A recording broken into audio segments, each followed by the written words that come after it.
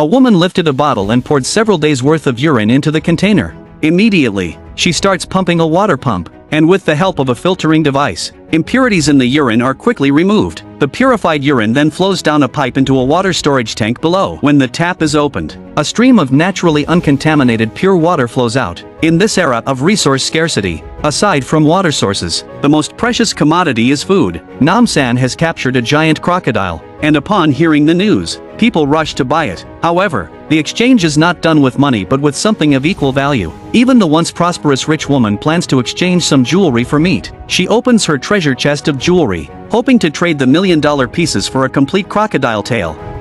이 정도면 이거 먹을 수 있어? 줘. 이것도 뭐 Finally, Nanshan gave her a small snake for free, and the rich woman left satisfied.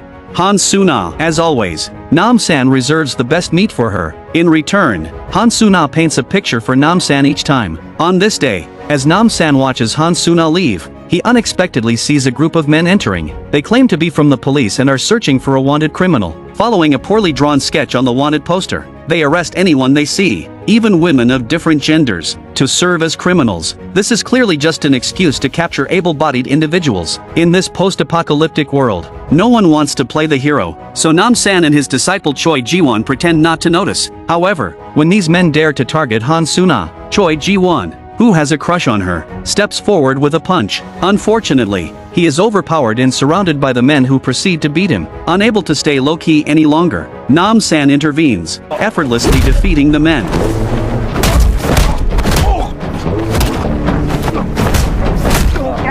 Under Namsan's questioning, the ringleader reveals the name of their boss, who happens to be a defeated man under Namsan's command. Mocking the man, Namsan discovers a large bottle of purified water he's carrying. The man says he got it from an apartment, leaving everyone present astonished. Due to a massive earthquake 3 years ago, all high-rise buildings in South Korea collapsed. Namsan dismisses the claim of an intact apartment as nonsense. However, on their way home, Namsan's disciple, Choi Ji-won, firmly believes the stranger's story, as everyone, including him, has heard rumors about the existence of an apartment. While Namsan and Choi Ji-won are chatting, a group of well-dressed strangers gathers outside Han Suna's house. They don't seem like refugees, and upon inquiry, it turns out that the leading woman is a teacher from the apartment. They have formed a volunteer team dedicated to protecting families with teenagers, helping them receive education, and working towards the revival of human civilization. The teacher promises Han Suna that if she agrees to study in the apartment, she can bring her grandmother along to spend her later years enjoying the abundant water and food in the apartment. Upon hearing about the free access to water, Han Suna's grandmother immediately agrees. However,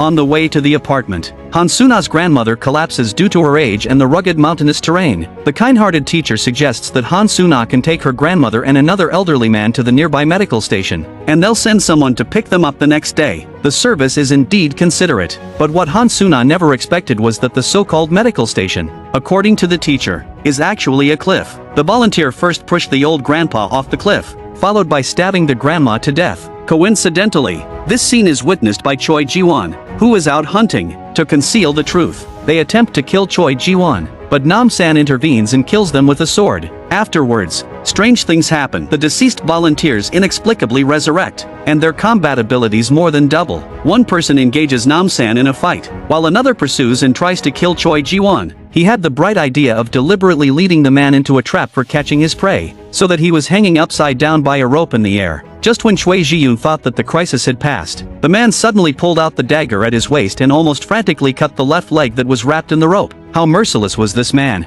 not cutting the rope, but cutting the leg.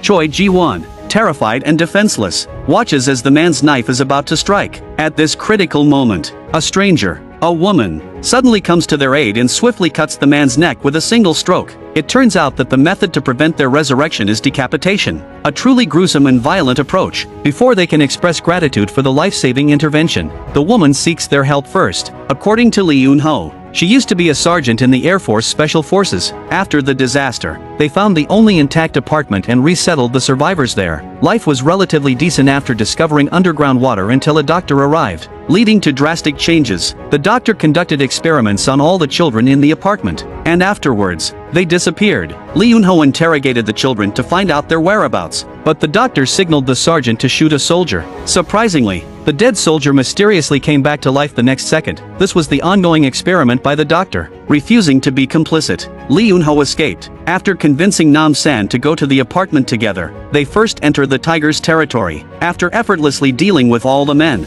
Nam-san holds a mineral water bottle and asks where they got it. Suspecting it's from the apartment, the men remain silent, avoiding eye contact. 저도 잘 자고 있어? 모르죠 저는. 그럼 좀 자고 있어. 잘 모르지? 몰라? The last man, fearing a beating, reveals the truth. The apartment monopolizes all the clean water sources, and in order to survive, they have to exchange items. They specifically demand young children, which is why they attempted to kidnap from Nam-san's place. Nam-san doesn't understand why the apartment needs so many children. However, Han Suna, who is inside the apartment, discovers the truth. She secretly infiltrates the doctor's office and finds a girl lying on the operating table. The girl is currently unconscious, with a tube inserted below her right ear continuously delivering something. Before Han Suna can comprehend the situation, the doctor enters the office with the girl's parents. Upon seeing their daughter's current condition, they become extremely emotional. The father, feeling pity, hugs his daughter, but the next moment she convulses, foaming at the mouth, and within less than a minute, she completely loses vital signs. The father loses control of his emotions and insists on getting an explanation from the doctor. However, the doctor is equally distressed, blaming the experiment's failure on the girl's father's interference. In a fit of rage, he killed him with a knife. The girl's mother doesn't escape either. Attempting to flee, she is shot in the head by a soldier. Han Suna, hiding in a corner, is horrified, covering her mouth. But the next moment, soon, Han Suna finds herself tied to an operating table. The doctor informs her that children of her age have something in their pituitary gland that can grant them immortality. However, it cannot be directly used. Some adjustments need to be made in advance. The water they drink in the classroom serves this purpose. While Han Suna's head is connected to a machine, Nam-san forcefully breaks into the apartment in his car. Uncertain of Han Suna's current location, Lee Eun-ho takes them to the basement first to rescue his comrade. After all, having more people would be more convenient for subsequent actions. However, what she never expected was that the comrades locked in the basement had all turned into monsters. If it weren't for Nam-san's exceptional combat skills, their lives might have been forfeited there. Subsequently, Nam-san effortlessly deals with all the mutinous soldiers in the apartment. Seeing the situation turning unfavorable, the doctor hastily injects himself with a serum extracted from Han Suna's brain to maintain his immortality. Suddenly, he can barely stand, and mutated tumors grow near his ears. It turns out that Han Suna hadn't consumed the water given by the doctor previously. The unadjusted serum is essentially poison. Seeing that Choi Ji-won has stormed in, the doctor uses Han Suna's life as leverage, threatening him to drop the gun. Afterward, he hastily gathers his belongings and escapes. Most importantly, he gets assistance in taking away his daughter, who is submerged in the serum and only has half of her body. His seemingly insane goal is to resurrect his daughter. However, in the end, as he indiscriminately shoots at the besieging residents, he accidentally shoots through the suitcase containing his daughter. Realizing the tragic truth, ultimately, Nam-san shoots him in the head. 이럴걸. 저는 여기서 다시 시작하려고요.